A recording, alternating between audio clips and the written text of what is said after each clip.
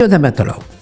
Omanas klounas, štai pasižiūrėkit, man yra juokinga, kai į koncertą, į renginį, čia radarom tą, vadinkim taip, uždarimo renginys, užsideda kažkokią lauko striukę, užsideda naktinio matymo prietaisą, nors ten yra pakankamai šviesos ir demonstruoja savo medalius.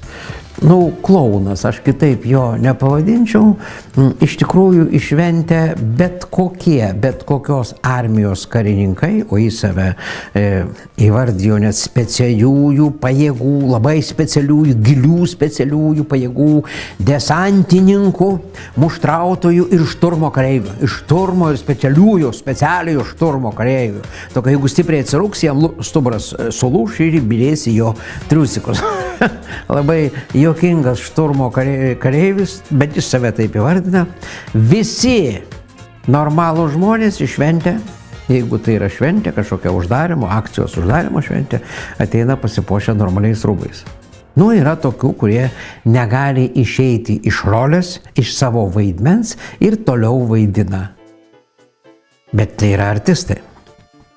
Atspėkite, ar čia yra artistas ar ne. Beje, man nestebina iš tikrųjų, tik tai visi pagalvokite, kaip ten kažkokios tai žvaigždės, įžymybės arba žymus žmogus, arba garsus žmogus, žinomas žmogus tapo įžymybė. Kaip kažkada parašė mano kolega Valdas Vižinis, jie žinomi savo žinomumu. Apie juos tiesiog rašo, nors jie gyvenime nieko nepadarę, nenuveikę, nenudirbę, tiesiog įvairūs sodaičiai, įvairūs ten kitokie veikiai, įžymybės, žinomos savo žinomumu.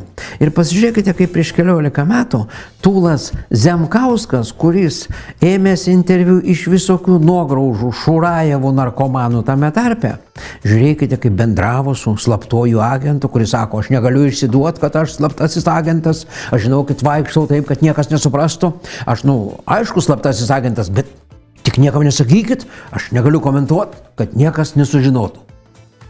Čia ne tai, kad komedija, čia glušių komedija, tokia pigi, amerikoniška komedija. Tu turi karinės patirties, aš vėl grįžtu prie to paties. Kare nedalyvavau, čia reikia pasakyti, kad kare... Bet turi armijos patirties. Taip, tarnavau, taip. Tarnavai ir buvai ruošiamas kaip desantininkas, tiesa? Taip. Ir desantininkas, kuriam galbūt gali tekti dirbti svetimoje teritorijoje, ir ta teritorija galbūt galėjo būti Prūsija, pavyzdžiui. Čia labai viskas jau galbūt, bet iš tikrųjų taip ir buvo. Čia jokiai galbūt, čia iš tikrųjų taip.